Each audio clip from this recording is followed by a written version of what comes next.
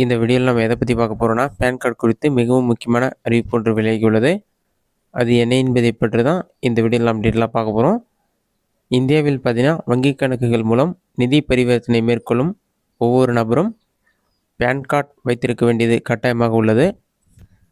இந்த pan card வரி சமர்ப்பிப்பு, வங்கி விவரங்கள் மற்றும் பண பரிவர்த்தனைகளுக்கு மிகவும் அடிப்படையாக கருதப்படுகிறது.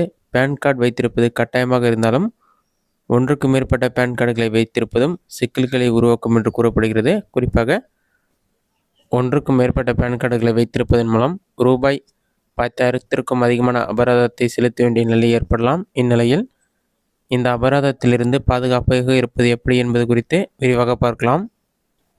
இந்தியாவில் ஒன்றுக்கும் மேற்பட்ட பேன் கார்டுகளை வைத்திருப்பது சட்டத்திற்கு எதிரானது. அரசு ஒரு பேன் கார்டை வைத்திருக்க வேண்டும் என்று கூறுகிறது. ஒருவேளை இந்த சட்டத்தை மீறி ஒன்றுக்கு மேற்பட்ட பேன் கார்டுகளை வைத்திருப்பது சட்ட ரீதியான சிக்கல்களை சந்திக்கும் நிலை ஏற்படலாம். இந்தியாவில் ஒன்றுக்கு மேற்பட்ட பேன் கார்டுகளை வைத்திருப்பது சட்ட ரீதியான நடவடிக்கைகளுக்கு வழிவகுப்பது மட்டுமன்றி அபராதம் செலுத்தும் நிலையை ஏற்படுத்தும். அதாவது ஒரு பேன் கார்டுக்கு மேல் வைத்திருக்கும் நபர்களுக்கு ரூபாய் 10,000 வரை அபராதம் விதிக்கப்பட வாய்ப்புள்ளது. இந்த அபராதத்தை செலுத்தாமல் இருக்க வேண்டும் என்பதால் தங்களிடம் இருக்கும் கூடுதல் பேன் கார்டுகளை வருமான வரித்துறையிடம், இன்கம் டேக்ஸிடம் ஒப்படைக்க வேண்டும் என்று கூறப்பட்டுள்ளது. பேன் கார்டை வருமான வரித்துறையிடமிருந்து சமர்ப்பிப்பதற்கு படிவம் 19A நிரப்ப வேண்டும்.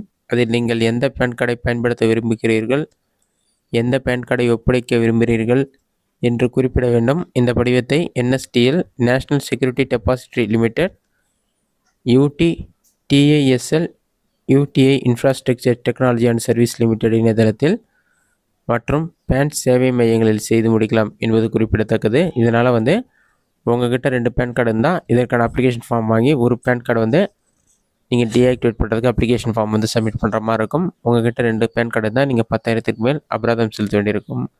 இதுதான் பேன் கார்டு வைத்திருப்பவர்களுக்கு தற்போது முக்கிய அறிவிப்பு. இந்த வீடியோ உங்களுக்கு யூஸ்ஃபுல்லாக நினைக்கிறேன். இந்த வீடியோ பிடிச்சதை லைக் பண்ணுங்கள். வேறு டவுட் இருந்தால் கமெண்ட்ஸில் கால் பண்ணுங்கள்.